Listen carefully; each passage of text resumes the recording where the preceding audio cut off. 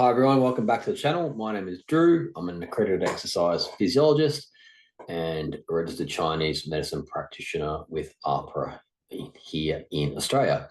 And I love working in the intersection between traditional movement medicine, such as yoga, tai chi, qigong, and also in modern exercise sports science, and kind of like that nice Venn diagram where they intersect. And today we're going to be looking at subacromial bursitis, which is it's front of mind for me because I've got two clients at the moment I'm helping with this particular condition.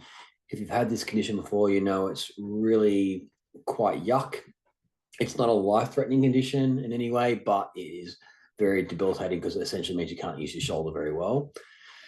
This particular client has bilateral shoulder bursitis, and this was as a result of a fall where this person actually is a sailor, a yachter, and fell on the rigging and was kind of fell in like a fully outstretched arm position, and consequently tore both rotator cuff muscles and injured various structures in the shoulder. Hadn't really got any treatment for it and has been just putting up with basically subacromial bursitis for the last 2 years. And now that time's freed up, this particular person has now kind of come to me and asked me to help get her back into her favorite sport, which is actually kayaking, and back onto the yacht. So we're really keen to get stuck with that with this particular person. And another client has just recovered from surgery, and as part of the surgery has kind of got a nasty frozen shoulder and subacromial bursitis tendinopathy going on. Quite a complex condition for that one. We might even do a full case study on it because it's really interesting to look at from a learning perspective. So today I thought I'd just give a nice overview of what subacromial bursitis is, where it is anatomically in the body, what causes these bursitis, and then we're going to look into some of the principles in kind of therapy and how we address it, or the method I apply. The first thing that we need to kind of really acknowledge with the shoulder is that it's a really complex joint. We have 3 joints really in the shoulder. We have where the humerus connects to the scapula, that's the glenohumeral joint. We have where the clavicle connects to the scapula, that's the acromioclavicular joint or the AC joint. And then we have where the shoulder blade connects to the rib cage, which is called the kind of scapulothoracic joint. Classically, it's not typically a joint because it's not bone to bone, but it's a whole range of muscles of maintaining the shoulder blade position. And then we could also include the sternoclavicular joint here, the SC joint, which is the only joint which attaches the arm to the actual body in terms of bone-to-bone connection. So quite a complex joint. So if you're struggling, kind of wrap your head around the shoulder, don't worry. It took me a long time to kind of really appreciate all the complexity of it, and I'm still learning as I'm working with people. But there are some really key insights that I want to share with you today. So hopefully if you're working with someone, whether you're a PT or a physio or an exercise physiologist or a yoga therapist or just someone working with the body, and if you're starting out and you just want some kind of some tips and tricks and some insight, hopefully this video is for you. So always start with anatomy, like understand anatomy, just really paints the picture, gives you a real good insight into structure and function, so how the things work. And this, let's look at the bursitis first. So a bursa is usually a sac of fluid, kind of like a blister in a sense, like that kind of same kind of like context of a sac full of fluid. But its main job is really, it's to kind of provide a buffer between the muscle and tendon and the bone. So they stop the muscle and tendon rubbing into the bone during movement. So they're really, really important. They're kind of like shock absorbers, if you will. The issue is if that they get over irritated or overused or over kind of pushed into the bone, they can kind of irritate with friction, and then that friction can become inflammation, and then if it continues, that can turn into chronic inflammation. So a bursitis is where you have chronic inflammation of the bursa. Now, there are actually multiple bursal sacs around the shoulder. The subacromial bursa here is the most common. And the reason for that is because it sits right under the clavicle, And between the clavicle and the supraspinatus, which is this muscle here, you're probably your most common rotator cuff injury that occurs. So anytime you're kind of using your arm, and we'll go into the move mechanics a little bit as well, it's easy to get impingement where the bursitis gets compressed and squished into the clavicle here and the acromion, so the AC joint, particularly here. Because it's underneath the clavicle, it's kind of hard to access. So you kind of can't get to it manually with, you can't massage it out yourself. You can't access it. So it's just a tricky spot to get to. With acupuncture, we can do some needling or dry needling. We can do some needling into that space to kind of help create some healing effects with needling, which can be really useful. But yeah, that's kind of one of the tricky components with this, is because it's underneath the bony structures. Also, what you'll find is that we have the supraspinatus tendon here, but then we also have the biceps long head tendon. And often these two tendons kind of get injured together, mainly because they basically cross across each other, and they both suffer from that same kind of impingement issue of when the arm's being raised overhead into abduction or flexion particularly. So often you'll see them come together in terms of being inflamed or having tears or having the bursitis as well.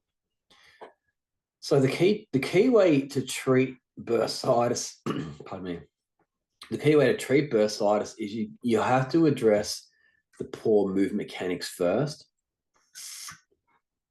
because mechanism of injury is usually one of two things. It's either overuse, so some kind of poor move mechanics where you're not getting this proper space in the shoulder as you're bringing the arm into abduction or into flexion. So you're not maintaining that acromial space. So you're getting the impingement. So you've got to address that. So you've got to retrain the shoulder mechanics, which means essentially you typically have to retrain the entire shoulder, because when you get to a bursitis problem, it's not something that happens overnight in this particular mechanism. If it's a overused, repetitive kind of problem, usually it takes a while to manifest. And so typically then you'll have a lot of compensatory kind of mechanisms in play. You'll get tight traps, tight pecs, tight lats. Everything will kind of be like internally rotated, protracted, and flexed, which means that the shoulder, instead of sitting back and down, sits forward and in and rounded. And so that's just a bit of a recipe. So you got to unwind and unpack all that, which takes a bit of work. And the second mechanism is you'll find is a acute trauma. So like, for example, in the client working with who fell off the yacht, that was an acute trauma. So we had soft tissue damage to the tendon. And because of just the way it was managed, the bursitis kind of manifested post the actual injury.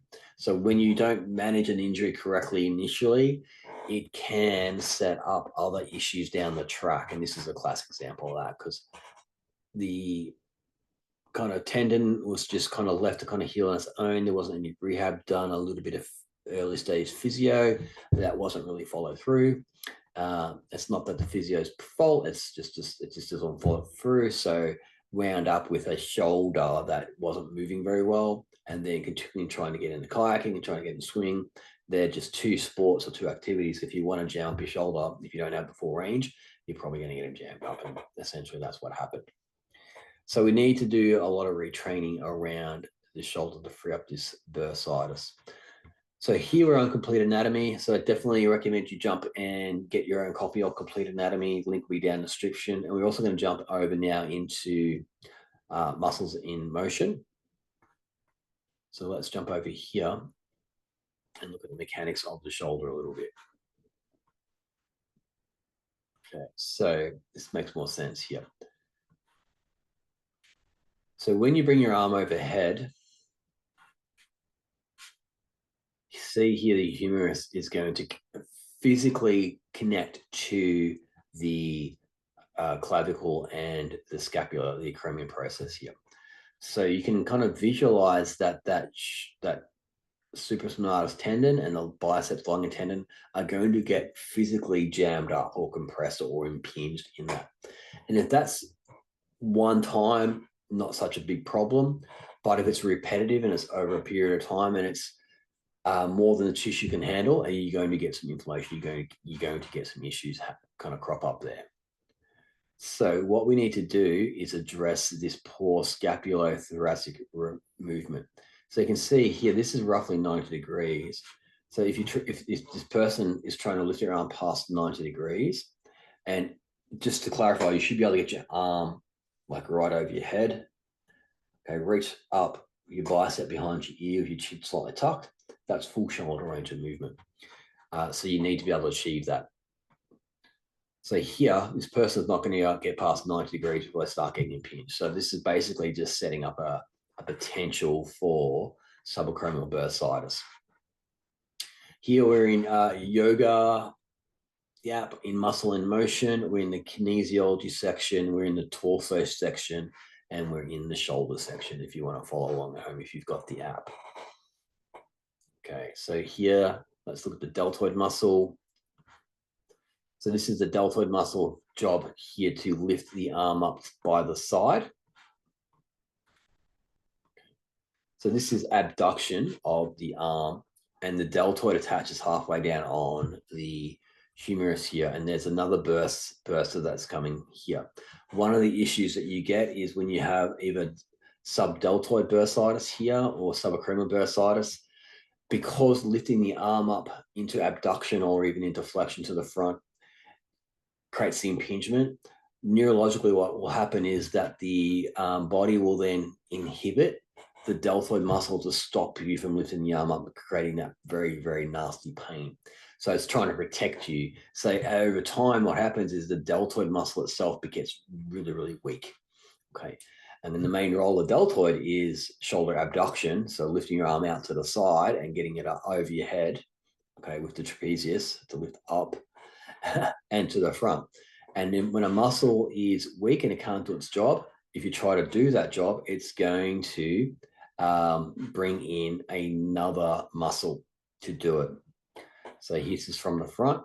This is flexion. Beautiful. Anterior deltoid flexion to the front. See, that's also going to create impingement there. Let me bring it back. Stop, come here. So you can see here, this is this space in here. As you bring the arm up forward, it's going to close down, if you can see it. And it's going to get jammed up at some point.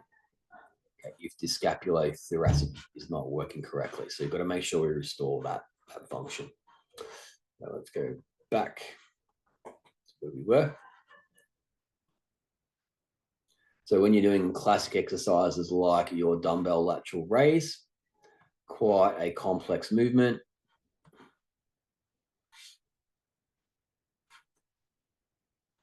Yeah, it's the deltoids working to lift your arms up, but we also have here the trapezius. This is the upper trapezius here. So if the deltoids get inhibited so that you can't, to stop you from lifting your arm up to the side in abduction to prevent you from jamming up that supraspinatus tendon and bicep long head tendon, it's going to get inhibited. So then the only other kind of option you have is to use your traps, your neck and shoulder muscles to lift your arm up like that. And then you can kind of get a bit more range through there. Now, the problem with that is then you're going to get really super tight neck and shoulders, and that's going to then further reduce the range of movement in the shoulder itself, and also it's going to restrict the range of movement in the neck. So if you shrug and hold to shrug and then try to turn your head, you can feel the resistance. That's not good at all. So when those traps get really tight and hypertonic, so like on all the time, and they don't get a chance to relax and sit the shoulder down, they're just kind of stuck here.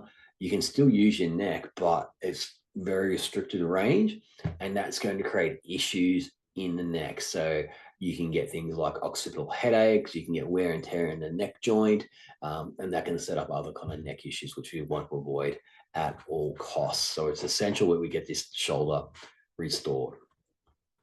And we go to this excellent video. We went in this one in a bit more detail in previous videos, so check that out if you haven't seen that one already on scapulohumeral rhythm. So I'm just going to fast forward a little bit. This is the picture we want here. So what we want here, as the arms coming up to the side, we have all these muscles working together to essentially create the nice rotation in the scapula. Okay. So as you're lifting up into abduction, your upper trapezius are contracting to help lift the superior part of the shoulder blade up. At the same time, the lower trapezius is pulling the shoulder blade down. And at the same time, the serratus anterior is pulling the kind of the internal edge of the scapula around. So essentially what you kind of, if you kind of like have a pivot point in this spot here, the whole scapula kind of like pivots around and follows the kind of the line of the rib cage. Okay. So to do that successfully, you need the serratus anterior working correctly. You need the upper trapezius working correctly. You need the lower trapezius working correctly, and you need the deltoid working correctly to allow that kind of rotation of the scapula. Now, what happens is when we get that weakened deltoid because of the bursitis is there, which is inhibiting the deltoid, you get that excessive upper trapezius movement. So you get the traps held up high. And essentially over time, that will weaken the lower trapezius so it doesn't have a strong pull. And then over time, that weakens the serratus anterior because if you pin your shoulder blade up, then the serratus, the scapula itself can't protract around the ribs. And so then this muscle gets weak as well. So essentially what you have is you wearing your shoulders around your ears. And then whatever you do in terms of manual therapy, if you're just working on the soft tissue component, so massage or needling or kind of like ART or PNS stretching and just trying to really access here where the pain is, you're not going to get very far because you haven't restored the full shoulder range. The other thing that will happen very commonly is that the latissimus dorsi, the pec major, will be very, very tight. And they're going to be pulling that scapula forward and in a little bit. So the whole shoulder blade kind of gets in the wrong position. So if we carry back to this one here, let me put in the serratus anterior.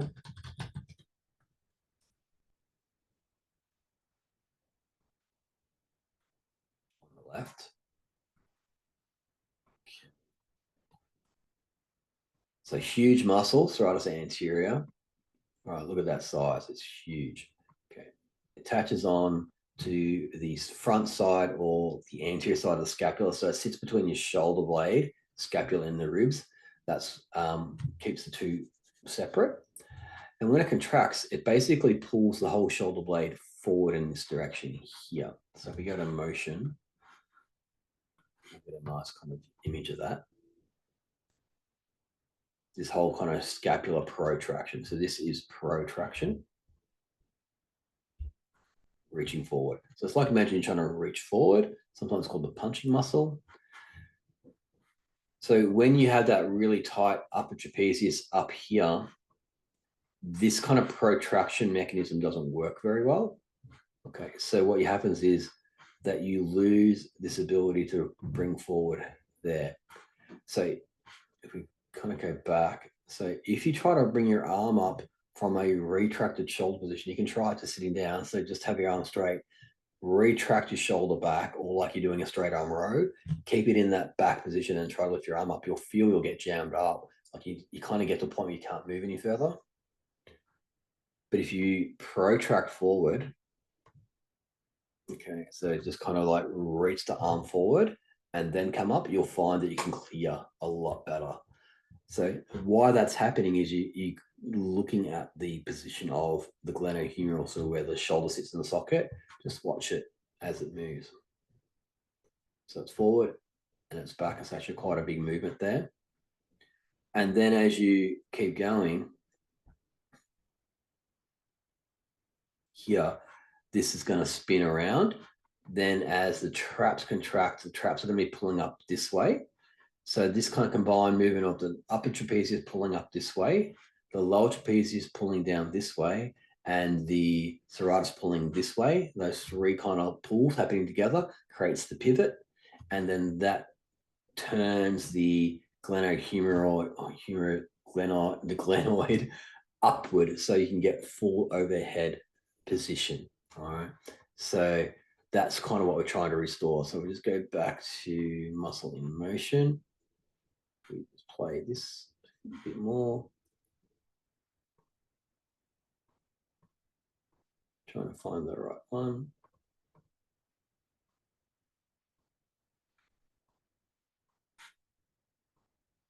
You can see that in action there. So trapezius pulling this way, lower traps pulling this way, serratus pulling this way, deltoids pulling the arm out to the side. That all creates the movement.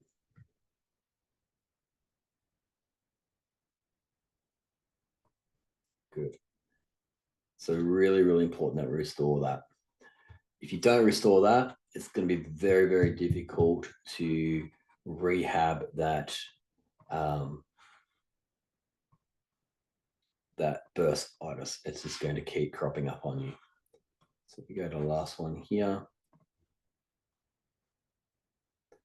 Here we go. Let's look at this. What's there? So see how the angle of the glenoid is facing upward.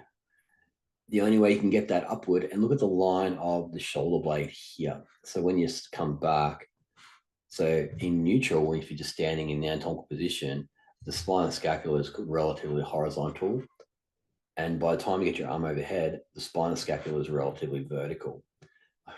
So that requires that upper trapezius, that serratus anterior, that lower trap, and deltoid all working together to create that rotation up. So really, this is a principle you can apply to all shoulder rehab. What you're really trying to do is restore all this. When you restore all this, your rotator cuff problems, your impingement issues, your bursitis issues, no matter which one you're talking about, they will resolve because you're restoring the function.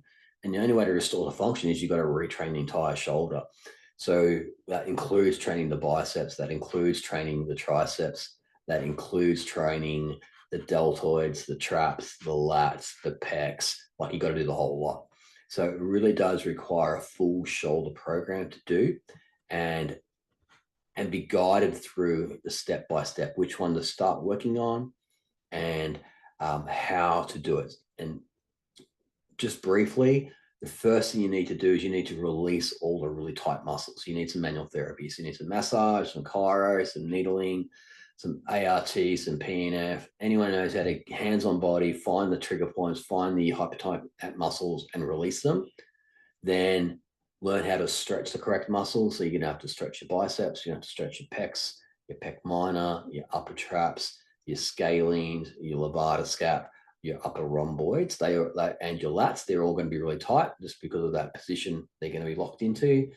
Then once you've freed those up, then you start to layer in the strengthening exercises. So the key things you're going to have to strengthen there is your serratus anterior, your rhomboids, your lower traps. They're the key ones. And then you start to layer in movement pattern training. So a classic kind of push-pull, overhead press, overhead pull down, and you'll be well on the way to restoring full shoulder function. So in that way, a really, really complex shoulder program can actually be quite simple once you understand how to approach it and the different steps that kind of are involved. At least that's what I use, and that's the methods I use to help people who've got quite complex shoulder issues going on. The only trouble you'll have, or where it won't really apply, if there are structural changes, so if there's been surgical interventions where they're pinned and locked and really tightened up structures, there will often be some loss of range of movement, just as the nature of surgical interventions as well. So sometimes you need to accommodate for that as well. And sometimes you just, depending on the nature of the surgery, because if you've got a really unstable surgery from a trauma, so like a car accident or a really bad fall, essentially the surgeon hasn't really got any choice but to over tighten things up to provide stability. And so in that process, you get a stable joint, but you get a joint that has restricted range of movement. And so you may lose some along the way. And that's just part of that process. Ideally, though, outside of a trauma, we can rehab these shoulders, we can rehab bursitis. That's very doable. It does take about 6 months particularly if you're dealing with a tendon. Tendons are usually 6 to 10 months in healing. So you got to have a bit of a long haul approach, be patient, be persistent, but you will get there. And you can get your shoulder back to full function, pain-free range of movement, doing all the things you love to do. So if you need any help with that, I'm always happy to kind of point you in the right direction, give you any guidance. Feel free to drop your thoughts in the comments. Have you had bursitis before? How have you managed it? What worked for you? What didn't work for you? And really appreciate a like. And if you feel like this could help someone, please feel free to share it. Thank you very much for your attention if you got this far, and we will see you on the next video. Thank you very much.